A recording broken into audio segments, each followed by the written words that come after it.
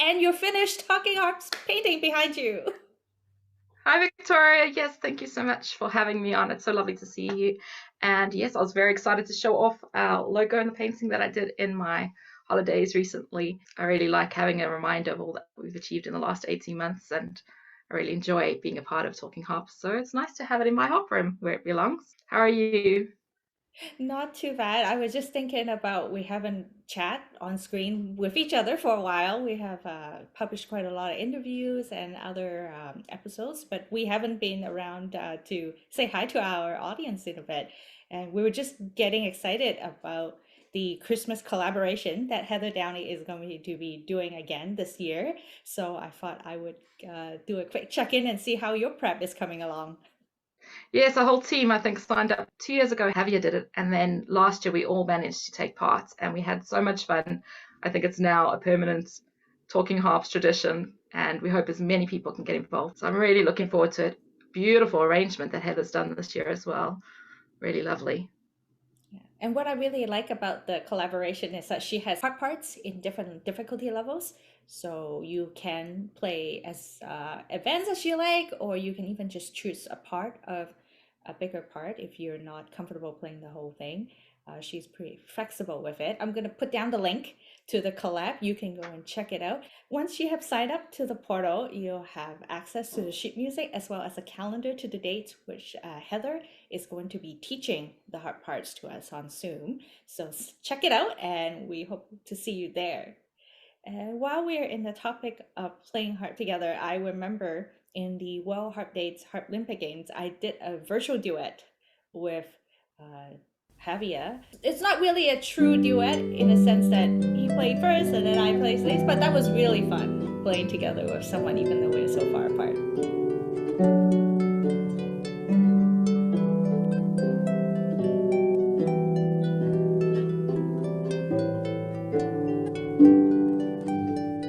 Yes, it's wonderful that we can connect with other harpists around the world and even make music together. I think that's amazing. And it was so much fun seeing you and Javier take part in that.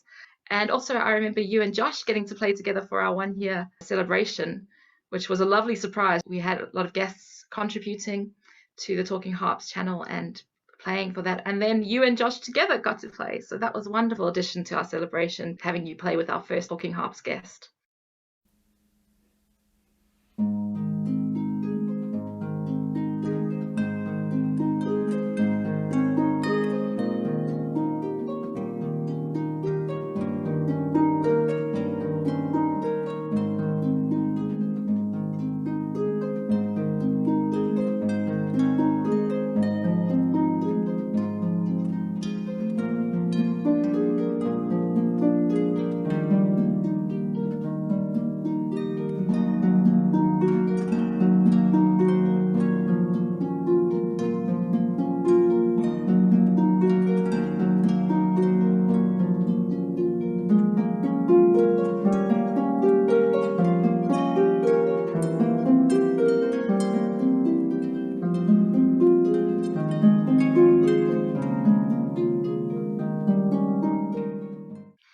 Yeah, that was a nice surprise. I didn't expect him to suggest that we do a duet. I thought he was just going to record something.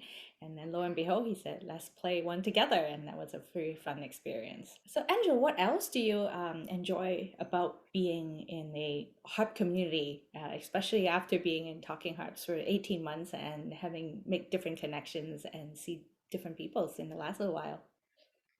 I'm so excited that concerts have started again in person. We recently had the World Harp Congress in Wales, and that meant that there were harpists from all around the world traveling to the United Kingdom. I had the opportunity to go and see Josh Lane perform in person and to meet him, which was wonderful after all these years of seeing him perform online. And I also was able to see Ellie Turner, who's a previous Talking Harps guest as well, in person and meet her, which was just really special. It's so lovely to be able to connect in person and see these performers live as well as online. Yeah, it's great that I'm so envious. I haven't even seen Josh play live yet, and you get the opportunity to do it. That's awesome. And you also went to watch the outside track, Ailey Robinson and her band there, isn't it? That was absolutely amazing. I've always been a fan of the outside track, but getting to see it live was just incredible. The energy in the room, the excitement, the atmosphere was really wonderful. So I felt very privileged that they finally were able to do their UK tour, which had been cancelled and delayed a few times. It was really wonderful to be able to see her and meet her in person. And yes, just a real special opportunity. So I'm really grateful these concerts are starting up again. Though it is great that I got to see some of these people online too. Ailey did do recently an online concerts for Kamak, which was amazing. And I think I probably watched it about 30 or 40 times. But that was wonderful to be able to watch these concerts. I'm grateful to Kamak that puts these concerts on for us so that we can see harpists that maybe can't make it to where we are in the world. And I like online concert because we can have watch parties and hop on our chat and talk about what's happening on the screen at the same time. It's so much fun. Yes, one of my favorite memories with Harp Friends is when we all did watch parties for the last season of Harpist in the Wild, and we would get together and experience that as a group, and that was just absolutely amazing. Not just to see the concerts and the performances and what Josh was up to, but to actually see and experience that together and shared with people who were just as harp crazy as we are. So that was really wonderful to do that. I remember going to a concert recently and there was a harpist in the orchestra, and I took a photo of the harp trying to figure out what harp she was playing. And that is actually another wonderful thing that we get to do with our harp community is appreciate harp together and window shop for harps together. Yes, I think it's something that we can share it with other harpists that other people wouldn't understand, just that joy of looking at different harps and seeing which harps we love. What's your dream harp, Victoria? I have always wanted to own a Carmack when I was harp shopping. For some odd reason, I just got really drawn to the sound. So there's still a part of me that hopes that one day I'll own a Carmack harp. I thought about getting the big brew, but I've slowly come to realize that maybe pedal harp is not really my thing. I resonates with the lever harp more. I would love to get my hands on the DHC electric harp, and I think that will be a nice addition to my harp family.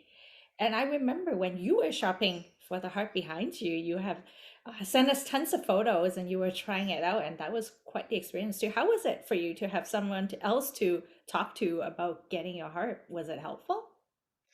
Yes, I think my family appreciates it a lot more as well, that I got had other people to speak to about harps because that's all I wanted to do when I was looking for a new harp. And it was really helpful to speak to people who had experience, who'd seen harps or been able to go to stores in person and tried out different ones, and just to have that those people who get it as the harp community does to share that experience with. Plus, it's just fun to talk harps with people. That's one of our favorite things to do, as you know.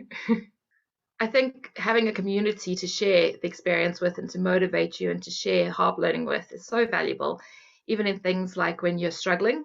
And as a harp learner, it's not always smooth sailing in the practice room. It can be sometimes a bit frustrating, and sometimes we can hit practice walls. And that's where having a harp community really comes into play, where you have harp friends that you can call on and say, how did you tackle this? Have you got any extra strategies? Am I really improving over time? Because they'll see that when you might not. So having that harp community makes such a big difference to be able to troubleshoot and to support one another and give each other motivation. Have you found that with any of the things that you've worked on? Well, I have definitely benefited from having a couple close harp fans that I can just message and, even express my frustration of a particular Celtic piece of music that I'm learning. And it's so helpful to be able to get that support because, like you said, it's not like everyone else can understand what we're going through. It's a very particular skill, it's a particular circumstances. It's so nice to have people who have potentially been through that experience to be able to um, brainstorm and troubleshoot with. I particularly found Celtic piece difficult for me. I think it's because it's not music that I grew up with, and it Mm. uses quite different technique than the music that I generally play. So I remember there was a couple of times when I get really frustrated. Javier and I would just hop onto a call, and we'll have our harp with us, and we'll try things out. And even though we might not have the answer right there and then, it just helped to jumpstart that thinking again and not let me fall off the cliff of despair and give up right there and then. So I think that was very helpful. I think it really makes all the difference having those friends who can help you when you are in that bubble and can have that very, very micro view of your playing, and to have that bird's eye view and people who've been there just makes such a big difference. Sharing the journey makes it so much more fun. I agree. And I think there's no better way sharing a journey than probably going to a workshop or harp festival with a bunch of people that you know, or even make new friends as you're there. Yes, we love going to workshops together as a team as a way to do something together. And recently we've done that with learning new pieces together and having workshops on that, where we invite a guest in and we were able to learn together, even though we're in different parts of the world. But I think it's amazing that you're going to be in person at a festival soon. And I'm really, really looking forward to hearing all about that experience from you. Yeah, I have never been to a harp festival in person myself, so this will be a first, and I think it's going to be a great opportunity for me to meet some other like-minded harp lovers, and also to get to deliver a workshop with Josh will be very exciting. I think this might be our first time visiting New Zealand, so we're gonna make sure we get the most out of it. I'm looking forward to lots and lots of photos from your experience while you're there and all the stories. And if you're interested in meeting Esther, Elizabeth, Adriano, Josh, and of course myself, and also an amazing number of wonderful guests, check out harpfestnz.com. We'll put the link in the description. That is happening in February 2023. Yes, it sounds like an amazing lineup and wonderful to see what Anna and her team in New Zealand have got planned for that time.